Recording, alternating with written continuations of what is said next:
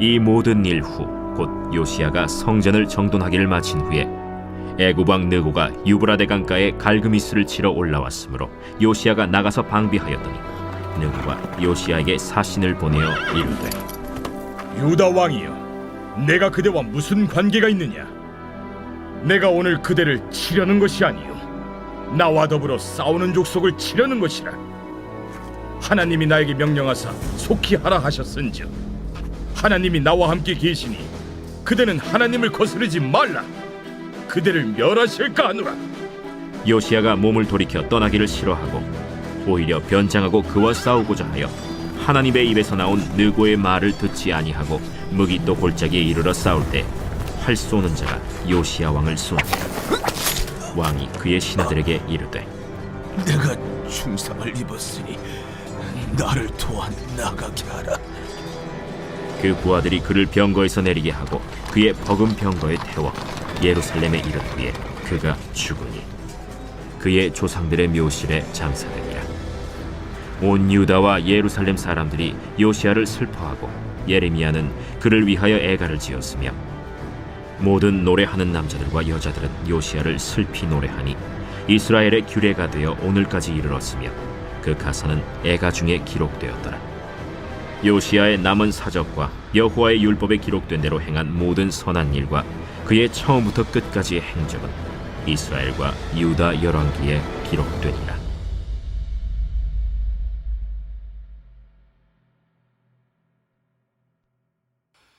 할렐루야, 반갑습니다. 이재영 전사입니다. 추운 겨울 어떻게 보내고 계신가요?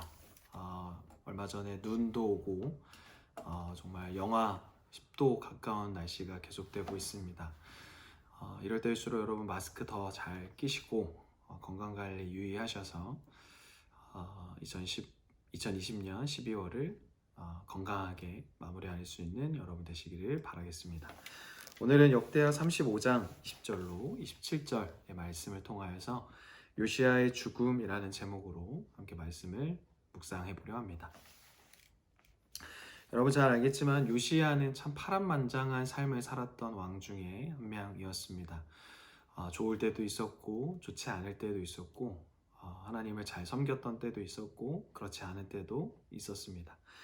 요시야의 삶을 통하여 우리의 삶을 반면교사 삼는 것은 우리가 언제나 어디서나 그리스도인으로 살아야 하며 그리고 언제나 주님과 동행하는 삶을 살아야 한다는 것입니다. 여러분들이 각자의 가정과 그리고 직장과 사업장과 일터 그리고 여러분들이 학교 그리고 학원 그리고 과외받는 곳 그리고 살아가는 모든 곳곳마다 언제나 어디서나 그리스도인으로서 주님과 동행하는 삶을 살아가는 여러분 되시기를 주님의 이름으로 축복합니다. 어제의 말씀에 이어서 국제 정세가 당시 요시야 왕이 살고 있던 국제 정세가 급변하고 있습니다. 북이스라엘을 멸망시킨 아시리아라는 그런 세력이 약해지고 있습니다. 바빌론이 위협적인 강대국으로 떠오르고 있는 것입니다. 갈그미스라는 곳에서 아시리아와 바빌론이 맞붙게 됩니다. 이집트의 느고 왕이 아시리아를 돕기 위해 군대를 파견하고 있습니다. 바로 그때 남유다의 요시야 왕이 이렇게 끼어들게 됩니다. 아시리아의 부활을 원치 않는 요시야가 이집트 군대의 길목을 차단한 것입니다. 느고 왕은 하나님께서 보내신 전쟁이니 길을 비켜주시오라고 말합니다. 하지만 요시야는 처음으로 하나님의 뜻에 불순종합니다. 요시야는 변장까지 하고 자기의 뜻을 이루어 보려 하지만 이집트와의 전투에서 부상을 당하고 맙니다. 신하들이 요시야를 예루살렘으로 옮기지만 결국 그는 이 부상으로 인하여서 숨을 거두게 됩니다. 남유다의 가장 훌륭한 왕이었던 요시야의 죽음을 모든 백성이 슬퍼합니다. 예언자 예레미야가 지은 애가를 부르며 요시야를 기념하는 본문이 오늘 바로 본문 20절로 27절의 말씀인 것입니다. 사랑하는 여러분, 우리는 한 가지 질문을 하게 됩니다. 하나님은 과연 어떠한 분이신가? 여러분에게 하나님은 어떠한 분이십니까? 무서운 분, 좋은 분, 선하신 분, 그리고 전지전능하신 분, 아마 각자 생각하는 하나님에 대한 이미지가 다 다를 것으로 생각합니다. 하나님은 심판 중에도 은혜를 베푸시는 분입니다. 남유다에서 가장 훌륭한 왕이 요시야의 죽음은 사실 그를 끔찍한 심판에서 빈제시키려는 하나님의 큰 그림 속에 있습니다. 내가 고난으로 받아들이는 것도 사실 하나님의 큰 계획 속에, 큰 그림 속에 있는 은혜일 수 있다는 것입니다. 우리는 한 번도 겪어보지 못한 상황과 시간들을 살아가고 있습니다. 우리는 이 상황으로 인하여 많은 고난에 처하기도 하고 많은 불편함의 시간을 살아가고 있습니다. 뿐만 아니라 내가 시험을 떨어지기도 하고 내가 원하는 대학에 진학하지 못하기도 하고 내가 중요한 어떤 업적을 성과를 내지 못하기도 합니다. 또한 친구들과 다툼으로 인하여서 따돌림을 당하기도 하고 신체적인 그리고 마음적인 아픔을 겪기도 합니다. 하지만 나에게 주어진 모든 고난의 시간과 상황일지라도 하나님께서 인도하시는 하나님의 큰 계획과 그림이 계획되어 있음을 우리는 반드시 기억해야만 합니다. 하나님은 심판 중에도 은혜를 베푸시는 분이기 때문입니다. 어차피 하나님의 계획은 정해져 있었으니 요시야의 노력은 헛수고였을까요?